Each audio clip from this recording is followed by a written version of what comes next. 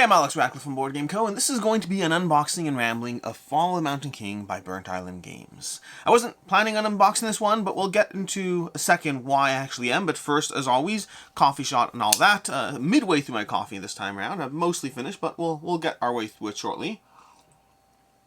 But this is Fall of the Mountain King, Burnt Island Games, and it's not the usual massive boxes you expect to see when I do an unboxing and rambling. These days, I generally only do unboxings of larger games. Games that usually have either a box twice the size of this, or 14 boxes around the size of this, or both. Usually, not always. And the reason for that is not a lack of interest. I'm interested in a lot of games. This in particular was a game that I really enjoyed when I covered doing the Kickstarter, really enjoyed the prototype, very happy to have this in front of me, but also at the end of the day I get a lot of games that I really like, a lot of games that are very exciting, and some games are more exciting to see unboxed. Some games are just great games. You know what a great game is? Well, Fall of the Mountain King, but aside from that, a great game is Heroes of Land, Air, and Sea. Okay? No, that's wrong game. Wrong game. Wow. Air, Land, and Sea. Is that called Land, Air, and Sea? That's the one. Critters at War. Let's go for Critters at War. From Renegade Games. Nope, from Arcane Wonders. Wow, I'm so off today. Let me pause, reset. Not actually reset, just reset. Critters at War from Arcane Wonders is a fantastic game that has 18 cards, a few tokens, and would be the most boring thing on the world to unbox. But it's a fantastic game.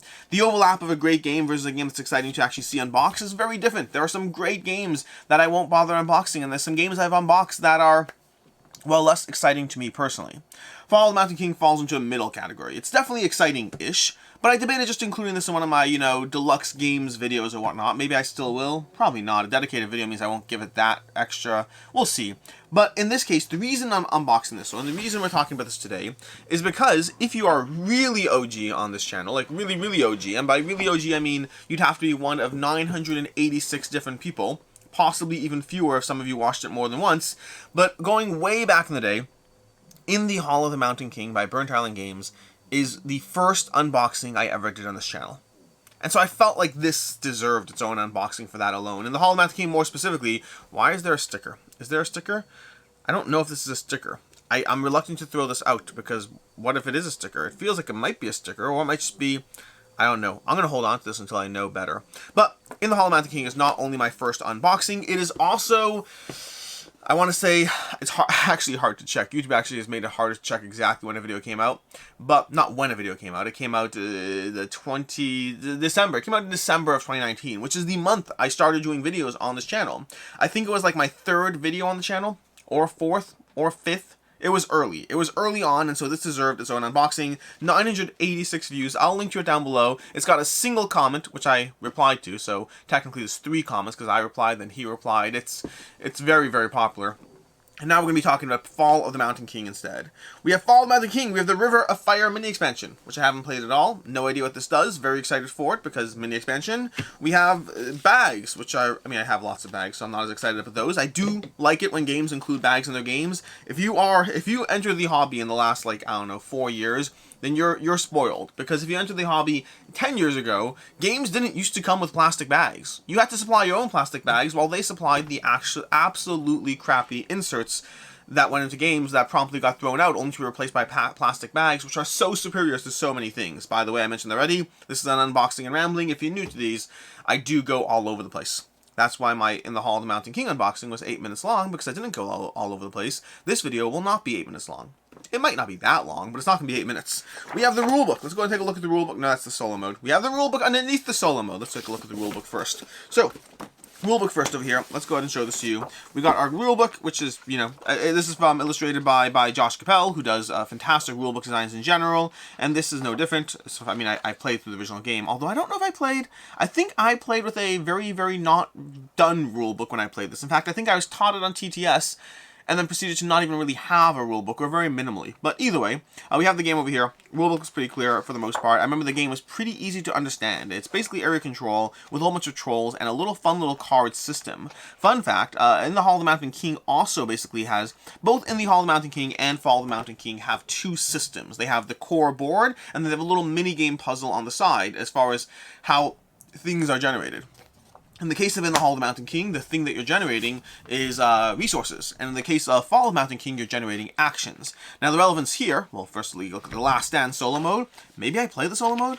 I've been playing solo modes a bit more here and there, although I have said that when I play a solo mode of a game that has competitive, I usually only play it for the sake of coverage and for learning and whatnot, not because I actually want to. We have this little, meaning, that's not that I don't want to, it's that I'd rather play multiplayer. We have this game over here, we have this sheet over here showing you the differences between the deluxe and the non-deluxe, and then we have the thing I was going to say a second ago and already forgot to say. No idea.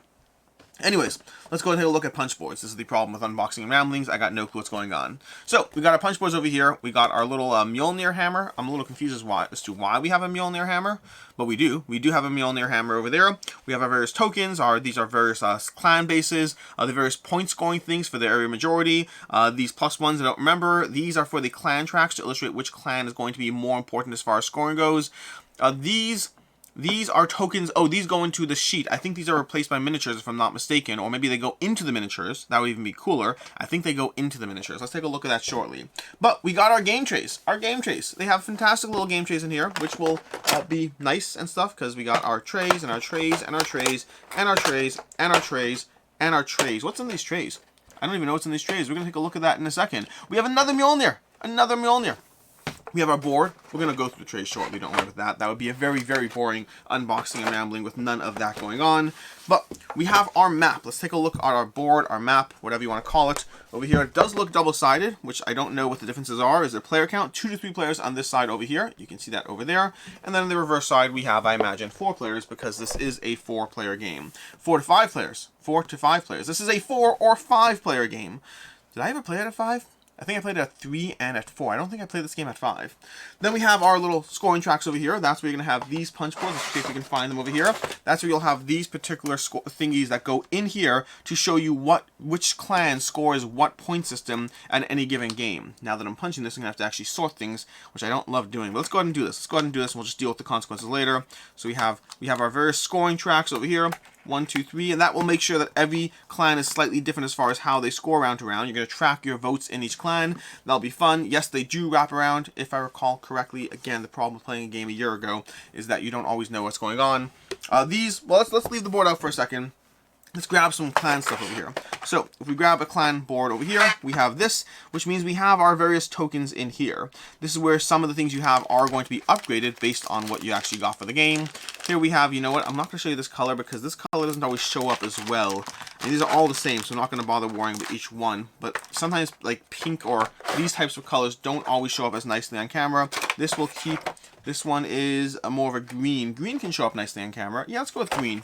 Sometimes certain colors can be a little bit too shiny and they don't show up on camera well. They look all glossed over in a way that doesn't capture the detail. And I don't want to do that. I'd be doing this a disservice. Let's open this up. We're talking about plastic bags at one point. We were talking about plastic bags at one point. Here we go. Here's our little clan markers. We're just going to show you the little, not clan markers, our trolls. We're going to show you our little trolls over here. Hopefully that captures, yeah, look at that little guy. I don't know if it's focused. There's like a perfect focus range over here. That's the little troll you'll have. These are miniatures, as opposed to in the other retail version of the game, whatnot, they'll be meeples. This, by the way, is the Kickstarter Deluxe version of the game. But basically, you're going to have your board over here. So you have a few things going on. Let's get more components up before we talk about the few things going on, because I think that might help a bit more if we have more stuff going. But first, we do have our Mjolnir, and whatever this is. This looks like a bunch of gnomes. Is this the gnome marker? This is the gnome marker, I imagine. So we have our gnome marker, which will track the gnome track, which is its own separate track of the gnomes overwhelming the hall. And then we have this little guy over here, which is awesome. Look at this. We got a little Thor hammer. That's pretty cool. Look at that. I don't know why we have a Thor hammer here, and I'm pretty sure it's not officially Mjolnir, but we're going to call it Mjolnir all the same. And then we'll see what we got. We got this is our gnome tracker, where that gnome goes. I imagine where that gnome goes. We have our stickers for things somewhere in the game. Then we have, what else do we have? We have more of these guys. These guys are our gnomes, our actual gnomes. So we have our actual gnomes that will slowly be rampaging through the caverns over here. So we have these over here, and there's a whole bunch of them. I only grabbed a few, but these are just more of the actual gnomes you'll be dealing with, which is going to be there we go. You can kind of see them. the detail on these is not bad, but they're black on camera, which is a little harder. But we have a whole bag full of these gnomes that will slowly be invading all the caverns and killing all your trolls. It's kind of weird to think about who the actual good versus bad guys are in this game. We have these barrel tokens, we have this silica packet over there, we have these. These are part of the fun of the game. I'm going to show you how those work. Then we have another gnome marker, I guess. I don't know which gnome marker is which. It could be that we have two. I'd have to look at the handy dandy sheet they gave us over here. We have our standardized nice little gems over here. These are just, you know, going to be your typical just glittery gems. Nothing incredibly fancy over the top. They do the job. But what else do we have? We have some troll cards. We have some of these cards, changes for 2 players. We have flea cards. These are going to be the cards where you enter in the cavern. I'll give you a bit of an overview of what's going on shortly as we go through this. But I'm trying to figure out what's what in this. You know, here, I'll show you everything we got here. So we have our tokens go over here. We have our more plastic baggies. We have the notorious Gnomes mini expansion. Don't know what that is either. Cards are going to go in here. This is all going to have to be organized nicely. But we'll pull out these because I do want to talk about these. And we won't bother with this. These are going to be starting cards. We don't need those for the sake of what I want to show you. And then we'll pull out these as well. That should give us some of the things we want to go into. So, let's talk about a few things. First of all, let's show you some of the cooler gnomes you're going to be getting your hands on. Let's grab a blue one, and they have your color in here for whatever you want.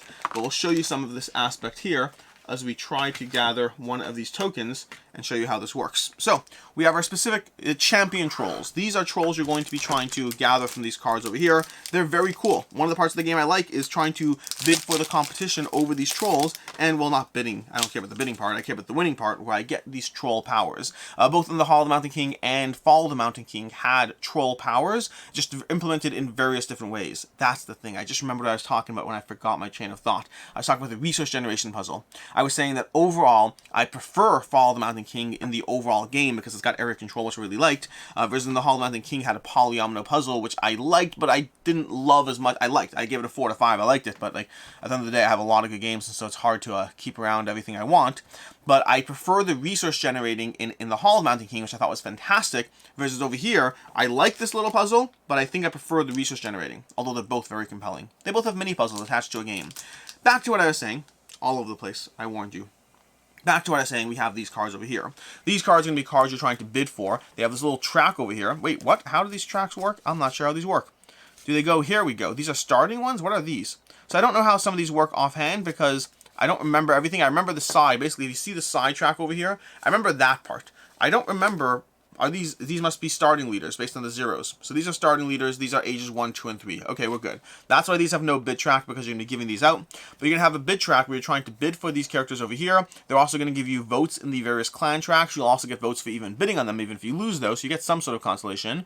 But then you have all these fun abilities. Now, when you get one of those, what you're going to do is you're going to find the associated counter, which is one of these guys, and you're going to stick it into your troll like so. So you're going to find this, put it into a troll, and then boom, there you go. Bob's your uncle. You now have a troll with a base on it that you can go ahead and put down on the board and move around as you need to. You see now he's on the board, and you can know which one he is.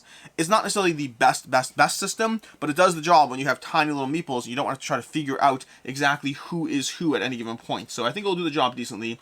You'll match up the symbol on the card. You can see each of these cards over here has a little symbol showing you which token it is. So you can just look at the number of the card when they have a token. Not all cards have tokens. Some of them come into play with abilities that are not relevant with a champion. So you have different aspects there being illustrated, being taken care of in this game.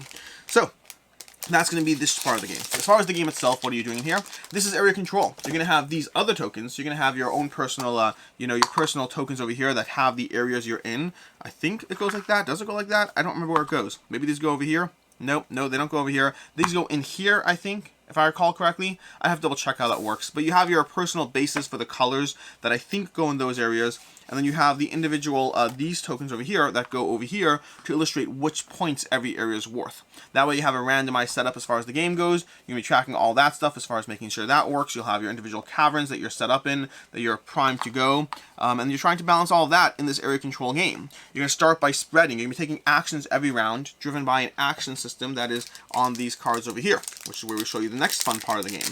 So this action system drives your core actions in the game, helping you... Well, these are so nice. They have this nice glittery foil in them.